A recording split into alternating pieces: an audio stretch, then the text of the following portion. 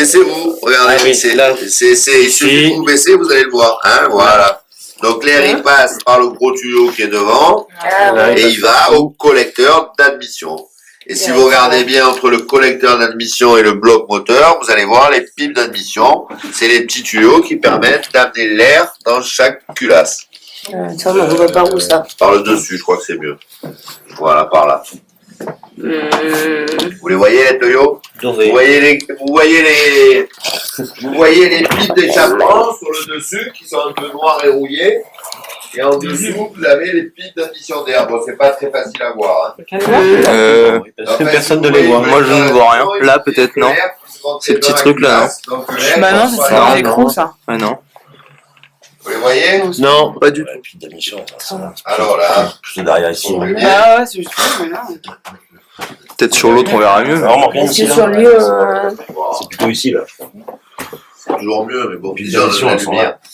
Alors, C'est peut-être ça, là, ces trucs-là, là. Ouais, peut-être. Hein. Ces tuyaux-là, là. Ça va, on les voit. Faut mieux se pencher et galérer à les voir. C'est pas ça, là? Voilà, là, donc là, on a la première, hein. Ah, d'accord, C'est c'est la ça. première Ah oui, pile d'admission, tu la vois. Voilà. Elle va arriver l'air, Il y en a elle pas. envoie l'air dans la culasse. Puisqu'on a le collecteur d'admission qui est sous le collecteur d'échappement. Donc, c'est vrai que sur les moteurs en ligne, souvent on a d'un côté l'admission, de l'autre côté l'échappement. Mais ça, c'est des moteurs anglais, hein, Perkins. Les Anglais, ils font jamais comme tout le monde. Donc, ils ont mis le collecteur d'échappement au-dessus du collecteur d'admission.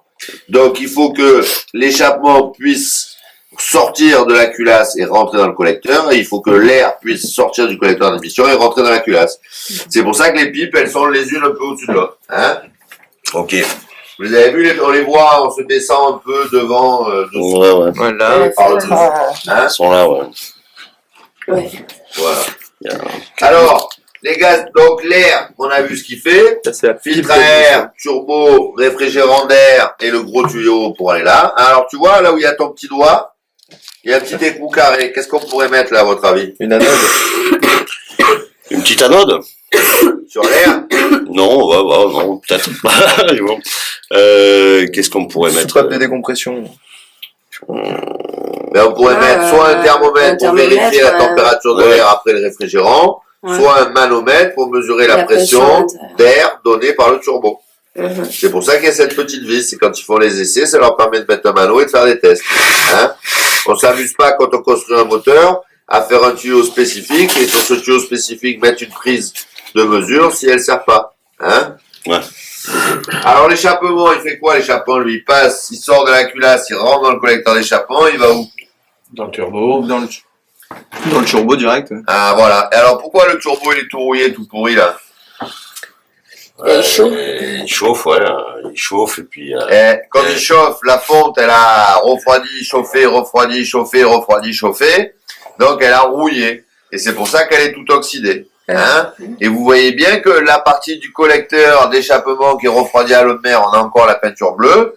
Alors que la petite partie, le petit coude là, qui permet de relier le collecteur d'échappement au turbo, lui il est tout rouillé déjà. Ben pourquoi? Parce que lui il est pas refroidi, donc il chauffe et il rouille.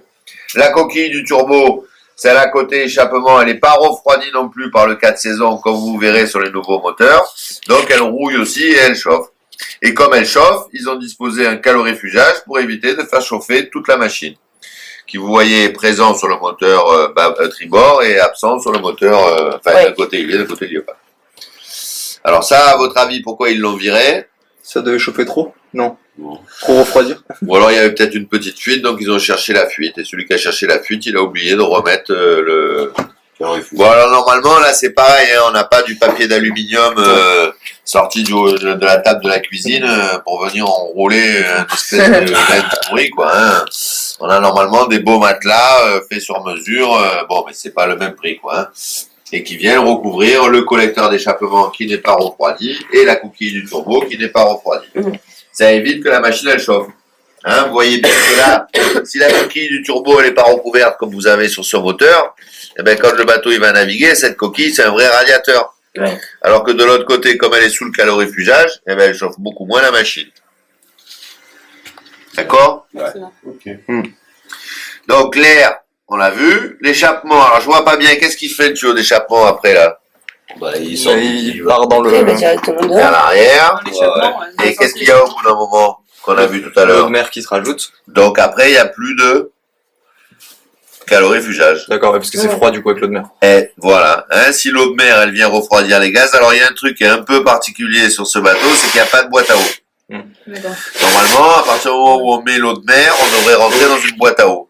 Parce que si vous regardez le tuyau, vous voyez que normalement, si on voulait éviter que l'eau de mer revienne dans le moteur, il faut qu'il fasse quoi le tuyau?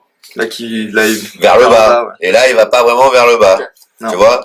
Donc si jamais il peut y avoir des conditions où l'eau de mer, elle pourrait revenir dans le collecteur d'échappement. Hein?